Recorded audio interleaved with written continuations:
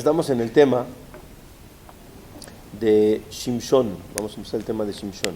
Pero para esto quiero dar una pequeña introducción que es importante, porque todos conocen de alguna o de otra manera la historia de Shimshon y tristemente la publicidad y la televisión y la cinematografía se han encargado de hacernos creer que Shimshon era un prototipo, que esa no es la realidad, obviamente. Una de las preguntas más fuertes a todo el caso de Shimshon, aparte de su fuerza, ¿no? Pero aparte de eso, está escrito que él se casó con mujeres no judías, tomó a mujeres pelishtim. Como por un lado era Shofet, sí saben que Shofet es el dirigente, el juez del pueblo de Israel, era Naví, tenía conexión con Boreolam. ¿Cómo puede ser que al mismo tiempo haga lo más bajo, que para nosotros se llama ya asimilación? No. Y está escrito en los Nevi'im, se dieron cuenta a lo largo que hemos estudiado los casos de Shofetim, dice, Vaya'asu hará be'enei Hashem, hicieron el mal ante los ojos de Boreolam. Y en Shimshon en ningún momento dice, Vaya'ase hará be'enei Hashem. O sea, Shimshon no lo catalogaba Boreolam como malo. Por otro lado ven que el final de Shimshon fue horrible, le quitaron los ojos también, y las mujeres lo hicieron caer. ¿Qué pasa con toda esta historia? ¿Cómo la explicamos? ¿Cómo se entienden estas historias?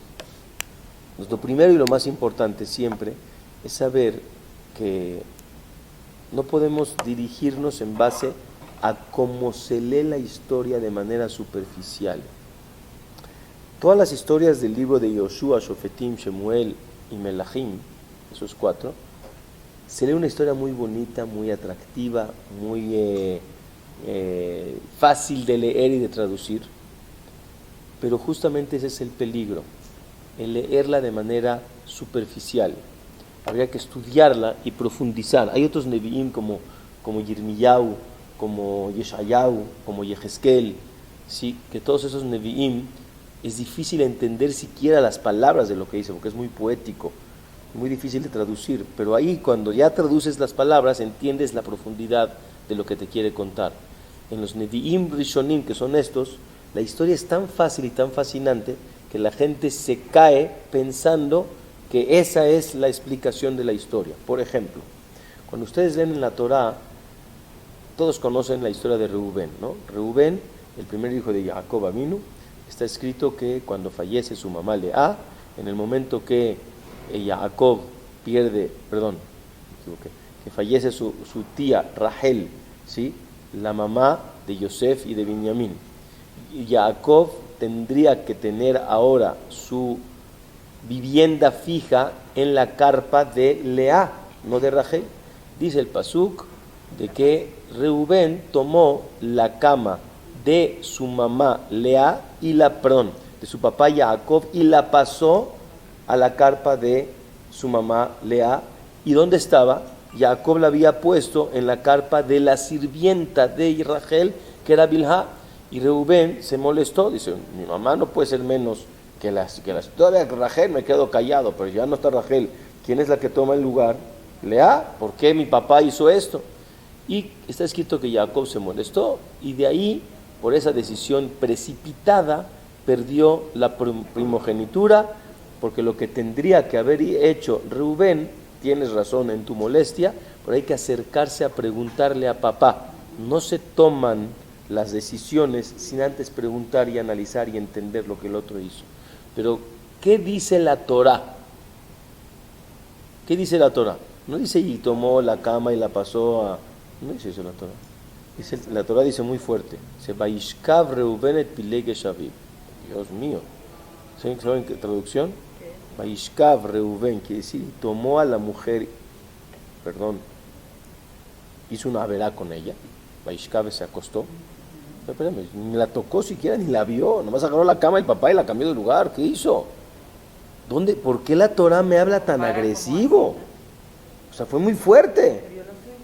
Muy bien, pero están todos de acuerdo que lo que dice Vaishkav no fue Vaishkav. Usted dijo, es tan grave como si hubiera hecho algo así. O sea, la acción de haber entrado a la privacidad del padre, ¿sí? Eso es catalogado en el nivel de gravedad como si hubiera hecho esto. ¿Me explico? Pero nunca la explicación real sería que tomó a la esposa del papá. ¿Y por qué la Torah me lo dice de esa manera? Porque Akadosh Baruj Hu medakdekim tzadikim tejuta seara. Oreolam define las acciones de las personas grandes muy meticulosamente por su nivel, justamente por su nivel. Como dijimos el ejemplo en una de las clases, que no es lo mismo cuando una persona entra en un restaurante, vamos a llamarle un restaurante muy simple ahí al lado de la playa, esos que venden, ya saben, pescado y demás. ¿Cómo son los platos o los cubiertos? Pues acorde al lugar donde estás junto a la playa, pueden tener arena, pues así se come uno, así se acorde y por eso pagas lo que pagas, no es un restaurante fino de no sé, de categoría. Entonces, si tú encuentras los cubiertos o los platos no tan higiénicamente hablando bien, pues no te vas a molestar, ¿verdad? Porque ahí estás. ¿Qué pasa cuando vas a un restaurante fino y estás pagando acorde al establecimiento en el que estás y hay un tenedor o un cuchillo o un plato no muy aseado, o sea, no muy bien limpio, no brilloso, que brilla bien, te vas a quejar y hasta a lo mejor no pagas la cuenta o incluso hasta lo demandas, porque eso es falta de higiene en un restaurante fino? ¿Me explico? Ahora, ¿qué pasa cuando un doctor que tiene el nivel de ser cirujano y va a operar a un paciente y justamente el cuchillo, el bisturí que va a operar lo tiene brilloso de limpio, brilloso, pero no está esterilizado y opera? ¿Lo van a meter a la cárcel? Ah, claro. Va a decir, pero si está mejor que el restaurante fino. Y con más razón el de la fonda de enfrente de la playa. Dice, Roge, no seas menso. O sea, eso es una cosa, y aquí estás metiéndote adentro de la piel y de la carne de la persona, y si tiene un bicho que no se ve, lo matas.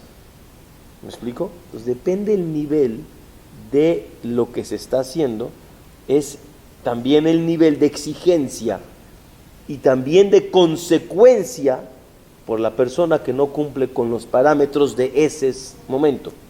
Reubén, siendo el hijo primero de Jacob Avinu y teniendo la capacidad de ser el seguidor de Abraham, Isaac y Jacob, y falló, es como fallar en la esterilización del bisturí.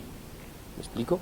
Y se considera como si tomó a su mujer, aunque no fue así, pero en su nivel se equivocó. Rabotai, Shimshon, o todo lo que está escrito en la Torah, es la misma manera de verlo. Hay que verlo con ojos diferentes. Si él era un naví, ¿cuánto es el nivel que tiene que tener una persona para poder llegar a ser naví? Para poder hablar con Dios. Sumamente alto, sumamente grande.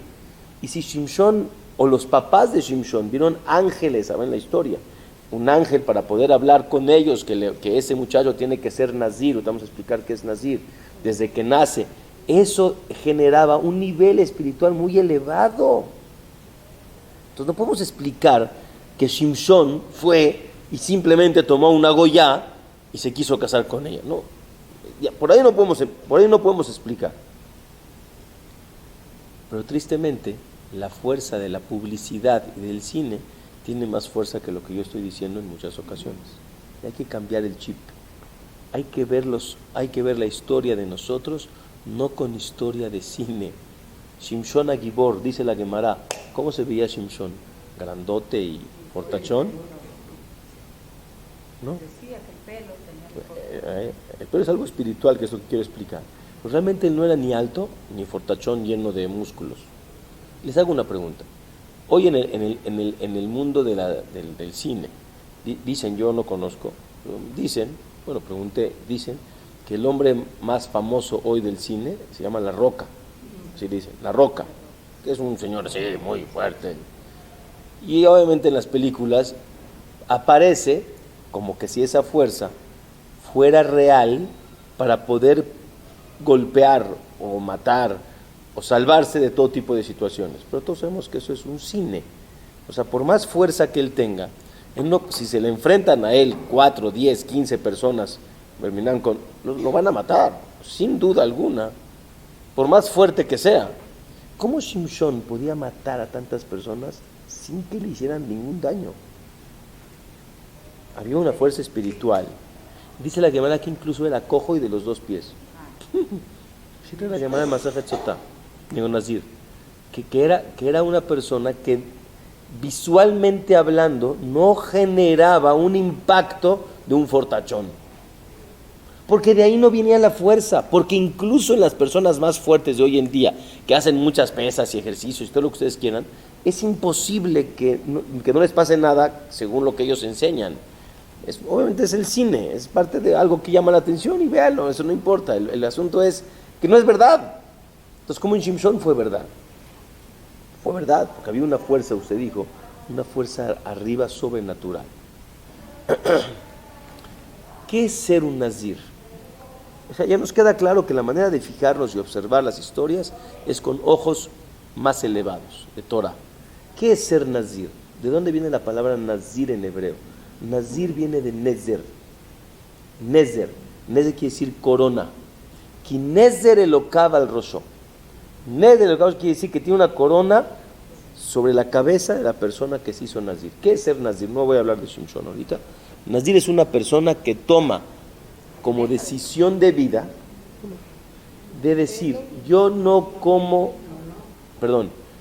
me impurifico en un betahaim, dice, no va a ninguna levaya, no puede, porque no puede entrar a lugares impuros porque él tiene un nivel, o sea, quiere 30 días, 2 meses, el tiempo que él dictamine. Ser una persona que no se impurifica de ningún tipo, ¿no? Número 2, no toma vino. ¿Qué representa el vino? El vino representa relajo, el vino representa fiesta, el vino representa borrachera. O alegría. Muy bien, pero si se sale del nivel normal de la gente, ¿sí?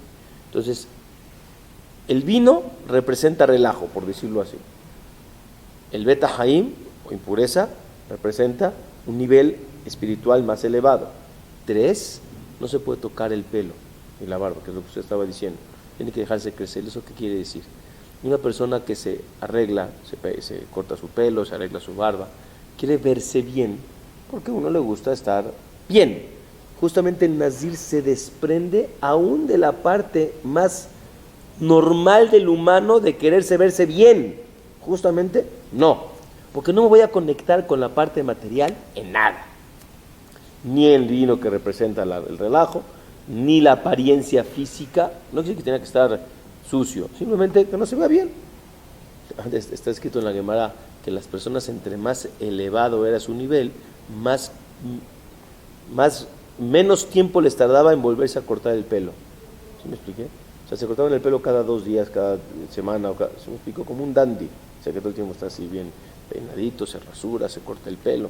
Nosotros normal, a lo mejor 2 semanas, 1 semana, 3 semanas, viniendo cada uno.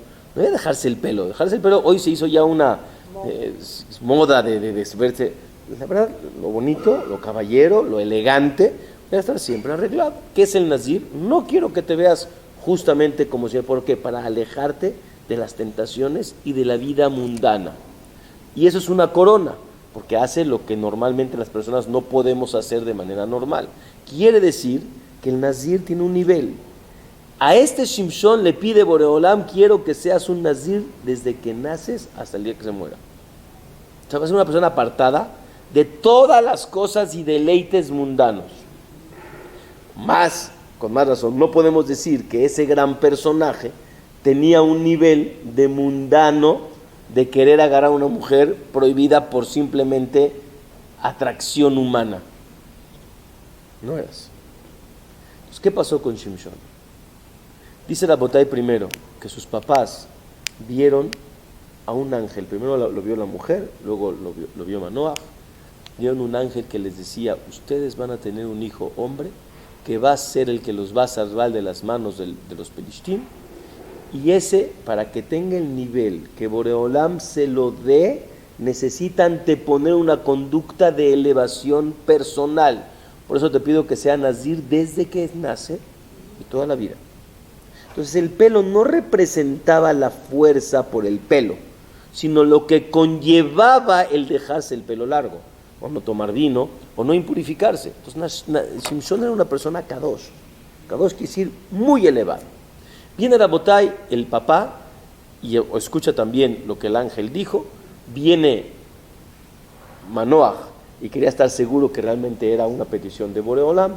Pide hacer una ofrenda, hace la ofrenda, viene el cielo el fuego del cielo, quema esta ofrenda y al momento de subir el humo de la ofrenda, se desvanece el ángel que tenía figura de persona, se desvanece ahí, se convierte obviamente, regresa a ser ángel y pum, se eleva. Dijo, vimos un ángel. Entonces, ¿qué dice Manoach y su esposa? Le dice Manoach a su esposa, dice, seguro ya no vamos a poder vivir. Igualito que atrás con Gidón, ¿se acuerdan? ¿Y por qué no? Dice, porque vimos un ángel, y el que ve un ángel quiere decir que ya está pronto a irse de este mundo. Le dice la esposa, y muy inteligente, le dice a su esposo Manoach, si Dios quisiera matarnos, no nos hubiera enseñado todo este punto del ángel, ni nos hubiera mandado a decir que vamos a tener un hijo, y que ese hijo va a ser, ¿qué? El salvador del pueblo de Israel. Se convence Manoach, Baruch Hashem se embaraza esta mujer, nace un hijo, Veikare Shemo Israel, ¿cómo se va a llamar? Shimshon. Este muchacho crece, Shimshon. Y viene Rabotay con el papá, que ya había crecido, y le dice al papá, hay una mujer en los Pelishtim, dice, ¿dónde está? Ahí está. Dice, Shimshon primero se fue a Timnata. Timnata era un lugar donde estaban los Pelishtim y hacían sufrir al pueblo de Israel. Bayar Isha, y vio una mujer de Timnata, mi vinot Pelishtim, oye. Bayal, Bayaget le avivu le imó, fue con el papá y el mamá y le dijo, Bayamera, Isha raiti Timnata mi vinot Pelishtim. No le da vergüenza. Sí, es una mujer que viene de los Pelishtim. Beata que jotali le Isha. La quiero como esposa. Bayomer lo avivu le imó, haen bibnot ajeja, bejol ami Isha, ki ata olech lakaja tisha mi Pelishtim, arelim. No entiendo que no hay otra mujer en nuestro pueblo para que te vayas a buscar una mujer de afuera de los Goim, Arelim. ¿Qué te pasa? Y dice el pasuk, Bayomer Shimshon el Aviv, le dijo a su papá, no, Otah Kahli, a esa quiero. Ki yashra be'enai, porque es una mujer que yo veo en mis ojos que es buena. Be'aviv eimo, ven este pasuk. Lo yadeu ki mi Hashem hito anna, hu mevakesh mi pelishtim. ¿Qué es Kimi Hashem? Que todo esto viene aceptado por Boreolam. ¿Aceptado por Boreolam? Otra vez. Beavive y Moy, Manoach y su esposa no sabían Kimi Hashem, que esto viene de Boreolam. Kito anau me bakesh mi pelishtim. ¿Qué es Kito anau me bakesh mi pelishtim? Voy a explicar.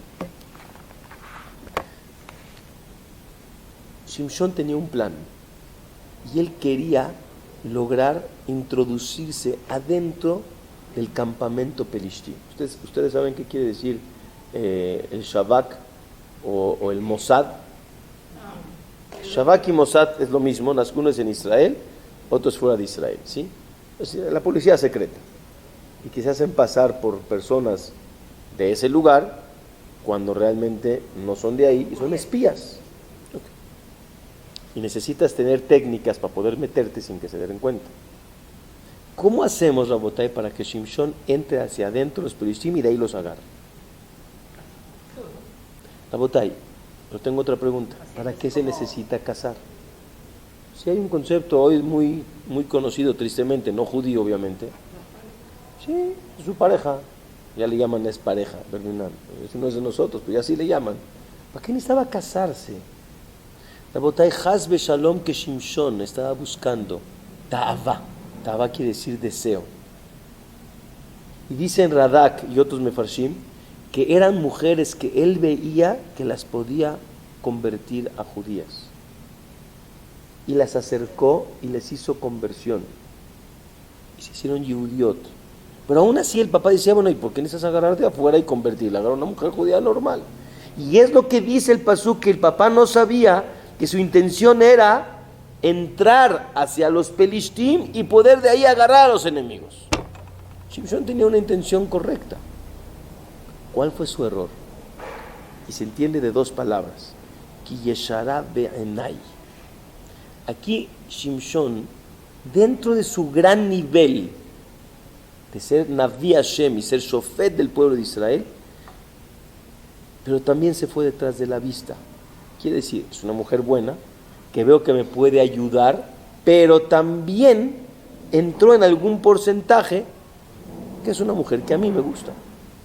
Y para el nivel de Shimshon tenía que haber sido que totalmente fuera nada más porque Boreolá me está pidiendo que lo haga de esa manera, no porque a mí me gusta, no porque yo quiero, no es porque Hashem me lo pide. Porque como dice el Pasuk, me Hashemi, cuando metió un poco su vista a su intención de cómo entrar, eso le costó al final perder la vista. Por eso le quitaron los ojos. Así explica el Radak. Porque a su nivel, lo mismo que dijimos con Reubén. Y la mujer salió después mala. Claro. Salió pesada. Pero quiero explicar dónde estaba el error de la mujer. Voy a explicar. La mujer realmente era buena. Voy a contarles una historia que trae la Gemara con Rabbi Shimon Bar Yochai, para que me entiendan. Todos saben quién fue Rabbi Shimon Bar Yochai.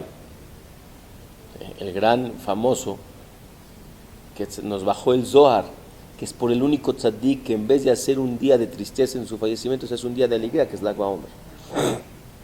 ¿Se pueden imaginar qué esposa tenía un personaje así? ¿Me puedo imaginar que era una super mujer, tzaddiká de Tehora?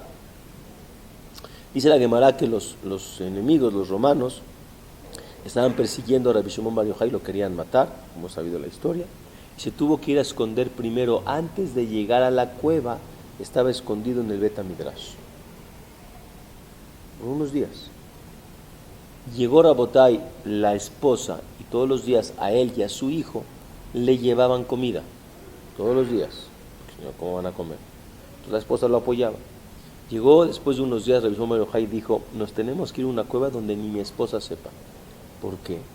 Porque como la mujer es débil en la parte de ser sensible, los enemigos la pueden torturar, Hasbe Shalom, y a lo mejor un hombre tiene más fuerza de no hablar, pero la mujer es más sensible y puede caer. Y si cae y revela dónde estamos, mira, nos van a matar. Y hay que cuidarse. Se fue a la Mehará, no sabía nadie, y Boreolam les mandaba los algarrobos y el agua que pasaba por ahí. Pero tú vas a dudar que la mujer de Rabbi Shimon Bar Yochai, sí, porque tristemente, cuando hay enemigos y hay tortura, la sensibilidad de la mujer es menor, o sea, menor me refiero que de menos aguante, y puede caer, y no la voy a meter en Nisayón. Eso pasó con esa mujer. Explico. Ella realmente era buena, pero Shimshon, como saben la historia, llegó y le dijo a los enemigos que era una manera de cómo entrar, ¿no? Le dijo, les voy a dar una jidá. Jidá es una adivinanza. Ustedes saben que Shimshon, al caminar para llegar a casarse, ¿sí?, había encontrado a un león. ¿Sabían la historia, no? Los papás iban atrás por kilómetros de distancia de diferencia, y Shimshon iba adelante, porque él como que iba preparando el camino. Entonces de repente se encontró con un león. ¿Y qué le hizo al león? Lo mató. Lo mató. Eso la roca no lo puede hacer, ¿no? Aunque sea muy roca, si se presenta con un león, lo mata, por más fuertochón que sea. Pero Boreolam le dio la verajá y logró matar a un león, le agarró la boca, ¡trac!, se lo cortó en dos. Cuando regresó, porque primero fue como que a comprometerse, regresó. Cuando se iba ya a casar por la boda, ¿sí?, vio que las abejas habían hecho alrededor de la piel del león un panal de miel. Y agarró esa miel y se la llevó a sus papás y les dio de tomar miel, y nunca les contó de dónde sacó esa miel.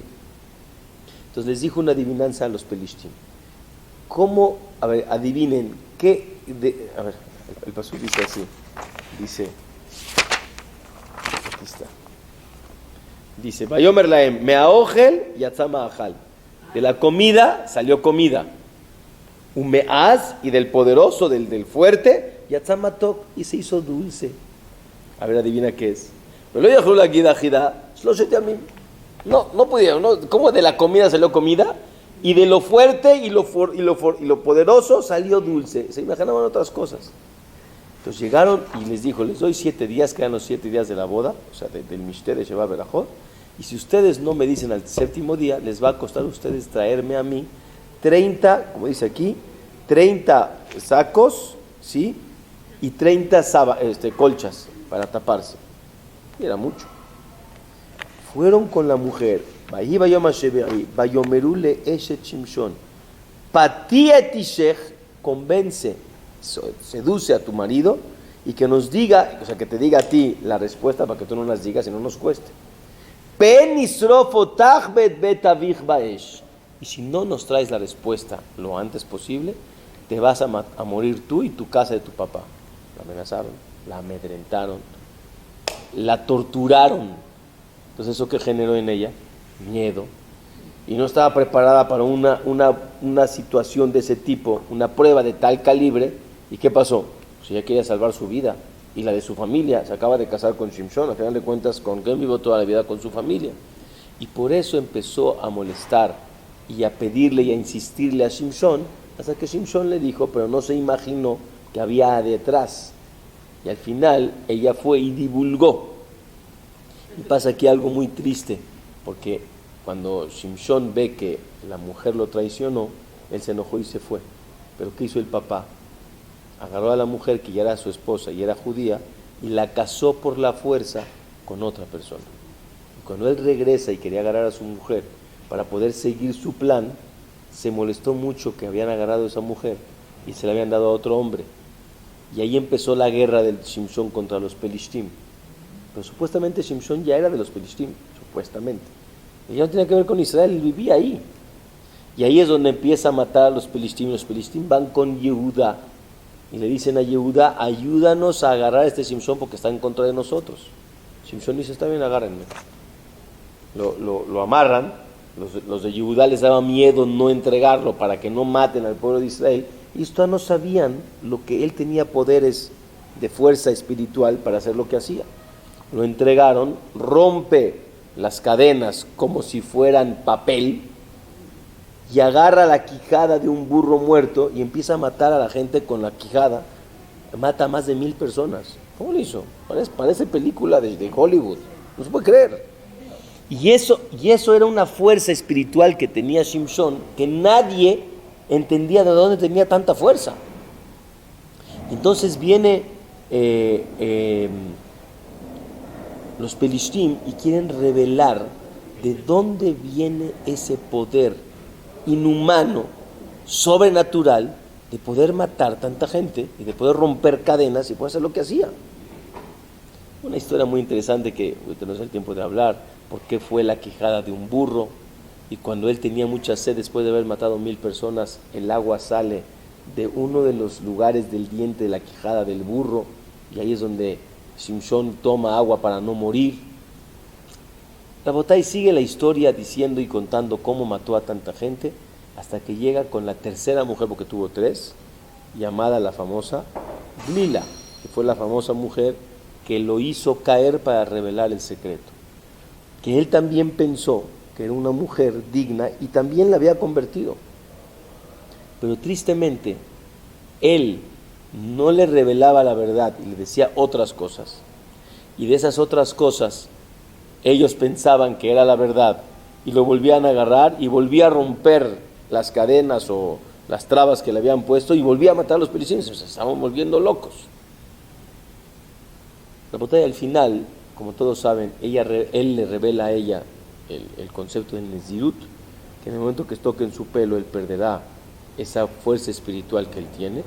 Tristemente, está escrito que el hombre, cuando la mujer lo seduce al hombre y está en esa parte donde pierde la cabeza porque se prende el deseo, ahí fue donde cayó. ¿Sí me expliqué? Porque ella lo acondicionaba a. ¿Me estoy explicando? Y eso generó que él, en un momento de debilidad humana, porque al final de cuentas tenía esa parte, fue donde cayó y lo reveló. Aunque veces anteriores lo trataba de revelar de manera ficticia y mentira. Pero cuando ya se dio cuenta que a ella no la podía engañar, pensando en un momento de debilidad que ella no lo va a defraudar, igual lo defraudó. Rabotai fue cuando toman a Shimshon y le quitan los ojos, lo aleno. Valen, valen.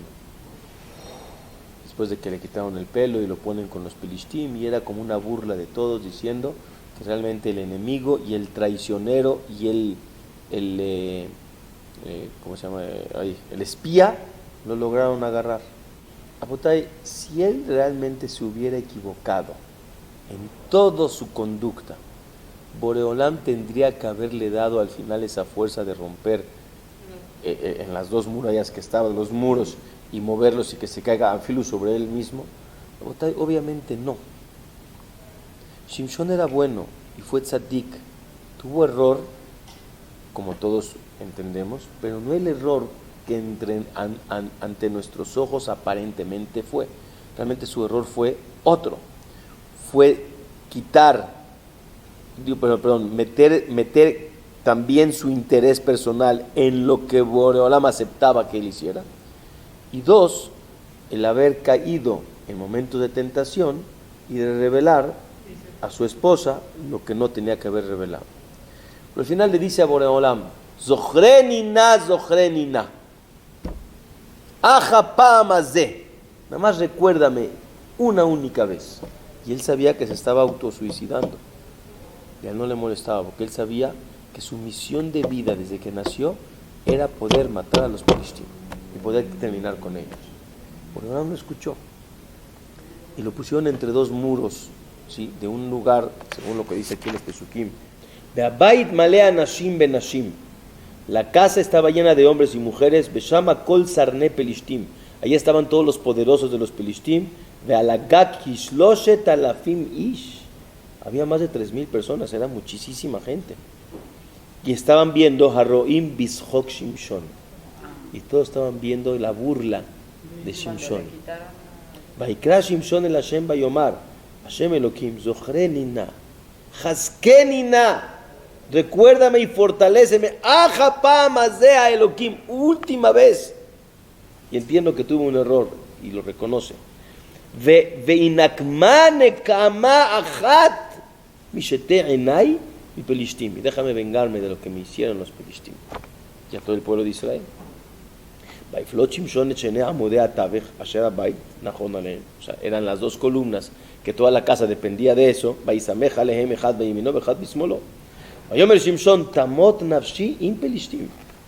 que él se iba a morir, y no me importa.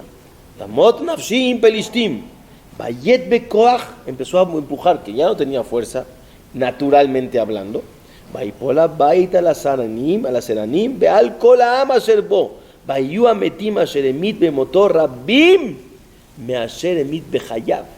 Todo lo que hizo en su vida mató más en esa última ocasión que todo lo que había hecho antes. O sea, ya sin ojos y ya sin fuerza. Claro, porque otra vez la fuerza siempre venía de manera sobrenatural y espiritual, porque era una persona muy elevada de nivel. Pero el pueblo de Israel no pudo hacer nada para rescatarlo o algo. No. Obviamente lo habían catalogado a Shimshon como un traidor. Sí. Y Israel no podía dar la cara por él. Ya después que murió lo tomaron el cuerpo para cumplir la mitzvah. Ya